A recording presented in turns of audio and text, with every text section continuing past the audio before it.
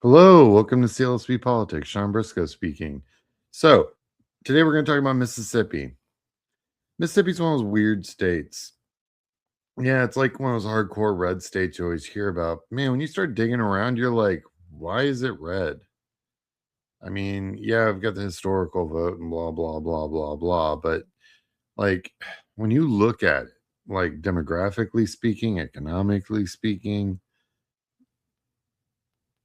I think Mississippi's red due to a complete lack of investment and a complete disregard for the voting rights of American citizens.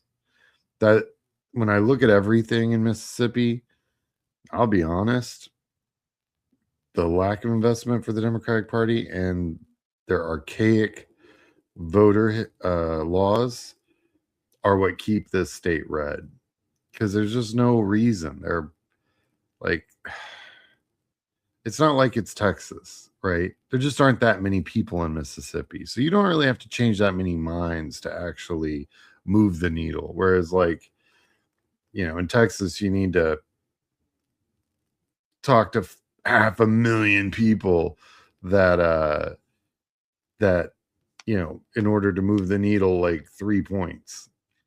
Um, in Mississippi, it's just not that way. There just aren't that many people there. A real program can actually reach out to quite a few people in this state and for a relatively low cost and resource. So it kind of blows my mind that it hasn't been done. And I took a really, really solid look at this state about 5 or 6 years ago. A friend of mine was thinking about running for U.S. Senate there. And I learned a lot, like no early voting and a bunch of other stuff. It was pretty brutal. But then I also learned that, here, let me show you. This is kind of nuts, actually. So this is the state by party, right? And so it looks 50-50 to me. I mean, it's probably a little bit more red, but I've seen worse. More importantly, there's a lot of rural blue in this, which you just don't see much. Uh, but here it is. And you just see a lot of potential in this state. Just and every time I've gone in and looked um, at state level races in this state, even I've noticed that they just have no resource. They have no funding at all. Um, they got state house seats up near Memphis, which is in the northern western corner of the state. The state house races in the Democratic side have maybe $5,000-6,000 to operate. You can't operate anything for 5 or 6K. Any kind of race, really. I mean, even you got to print door hangers eventually. Never mind yard signs or just gas getting from one end of the district to the other. It just blows my mind that a group hasn't come in and just, you know, put down some infrastructure, built out, with some resource. And for pennies on the dollar, what it would cost to do something like this in most states, you could do this in Mississippi. Boggles the mind. And then you look at demographics. This is a diverse as hell state. I mean, this state's got everything. This is a melting pot state. It's got Hispanics, it's got blacks, it's got whites, but right?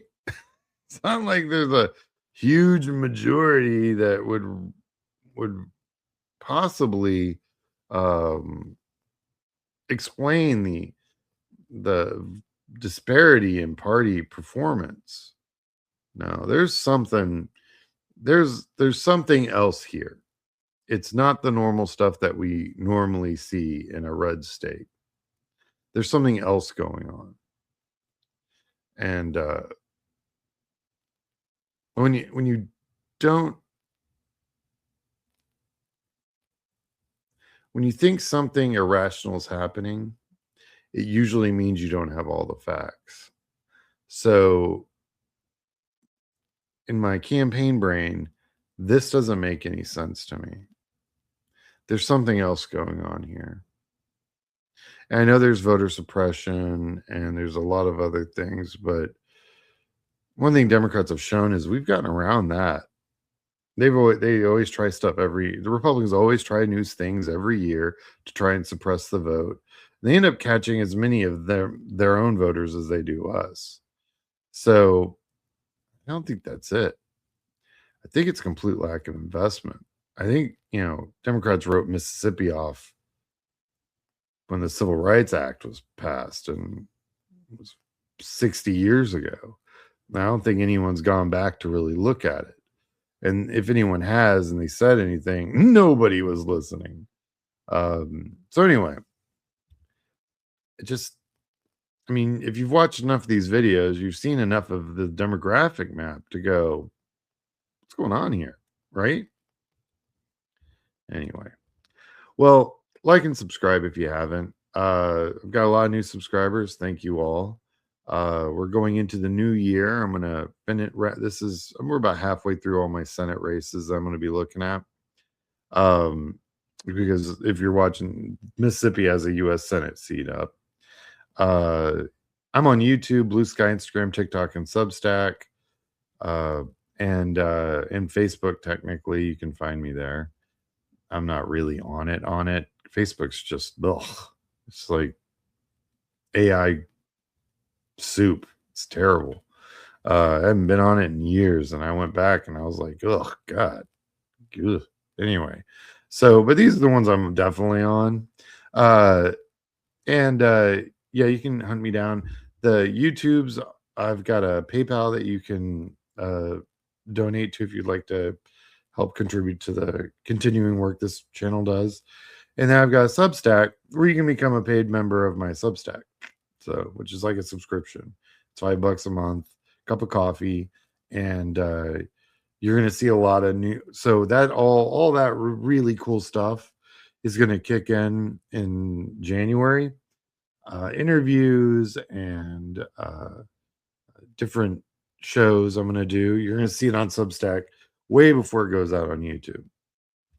All right, moving on. Let's talk about the candidates running.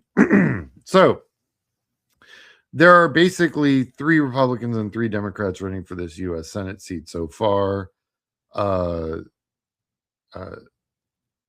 Cindy Hyde-Smith has cash on hand of $2.3 million, with a minor debt of $60,000. It's probably last time she ran's pizza order or something. It's minor and not really anything. By far the best funded Republican in this race. And there's a Sarah Edlicka. I apologize if I'm terrorizing your name. Is self-funding $250,000. Obviously being in her bonnet and wants to go after the incumbent, which is hey, if there can be a healthy primary in this state, that can only help the Democrats. Normally, sometimes it really does gin up and make a campaign exercise its logistics and campaign muscles. So it's kind of a mixed bag. It uses up resources for a Republican, certainly an incumbent, to be in a primary. But that primary opponent has to be well funded. And right now it looks like it's a 5-1. We'll have to see. Then looking at the Democrats, Scott Cullum. Well, not bad. $500,000, 25,000 in debts, probably what he used to seed his campaign. And then the other 2, I have no campaign finance information thus far. But $500,000 for a Democrat in Mississippi is not normal. This is all early money. Remember, this is all money that's going to be that came in September. So Scott's probably been raising money since then. And I honestly think that there's a chance. You'll see when I get to the big number at the end of this that you're like, oh God, there's no chance. Man, everything I see about Mississippi, like, okay, so real quick, Mississippi's got all the same problems that the other states are going to have, right? The Republicans running are going to have, right? They've got healthcare, big time problem. This state is not a young state. Young people tend to leave Mississippi, not stay there, which means that they have a much larger health burden than a normal state their size. Uh, Economically, Mississippi's not doing terribly economically because companies have found out that some of these states are really inexpensive to move into. But even with that, the tariffs that these companies need to operate, that the global market that they need to operate from, the Republicans are no moss on that. They're just terrible. And plus, it's an agriculture state. Again, tariffs, terrible for the Republican Party. Absolutely no good. So the Republican, economically speaking, has some headwind going into it, and some new polling came out. I'm going to do this big show on where the Republicans and Democrats are when it comes to the different major issues, and the Republicans are still killing it on border security, which is not even. I live in Texas. It's not a thing. Republicans have been in charge of this state forever, and we have, Texas has got more crime, and I mean it's really weird. It's like the Republicans told a lie decades ago, and no matter how much math you throw at it, it's just not something that's easily disproved because the Democrats are a big tent. We have Hispanics, we have blacks, and we have whites, and we have Asians, all under one tent, right? It's not just like we're a white party with 5% of a few different minorities. We're a big tent. So because we have Hispanics in our party, for some reason, independent voters, which is the only voters I even want to look at. I don't look at Republican voters. Give me a break. If Trump, the first time Trump ran, didn't change your mind, then I'm done. It's all right. There's not a lot I can do about that. But they said because we have Hispanics in our party and they're elected representatives, oh my God, heaven forbid a community in this country have equal representation, which they do not in Texas at all. That must mean that we're easy on the border issue. And it's not true. But I mean, Obama and Biden deported more people than Trump has ever. So, anyway, yeah, we're still not winning on that one, but the ones we are winning on are kitchen table. And at the end of the day, the independent voter, or what I call the apathy voter, the voter that doesn't vote because they can't really come up with a good reason to, those apathy voters, and these are the voters that aren't R or D. These are the voters that the 50 to 60% of voters that are registered to vote that just don't vote, right? What gets them out to vote, and when they vote, the Republicans immediately yell fraud because they're like, no, they're not on our radar. They couldn't possibly be voters, even though they're registered to vote and they live in the country and they have a residence and they pay taxes. Oh, no way they can vote. Yeah, they do vote. They do wake up sometimes. We saw them wake up in 06, saw them wake up in 08. We saw them wake up in 2018, saw them wake up in 2020. So it does happen. And we're in that cycle right now of those apathy voters waking up and voting. So when that universal voter participates, it's not like there's an ocean of them. It's not like this big tsunami of come in. You have usually agenda of Democratic universe of voters. So we're going to have good turnout. So we've good turnout already. And then these apathy voters come in, and like I always tell people when they're asked, "Oh, Texas is so red," I'm like, "Is it really?" Because really, what you look at, it's like 50% of the voters are the only ones who vote, right? So really, what you're looking at, and since you know nationally we're about it's a probably a 47%. I mean, sorry, statewide in Texas, it's 47% Democrat, 53% Republican. We'll just say it's right around that. It varies but that's pretty much where it's at. So if 3% of the apathy vote, so really, if you look at it, if the total voter universe, you're looking at like 40, I'm sorry, you're looking at 26, maybe 26.5% of the voters are voting Republican of registered voters.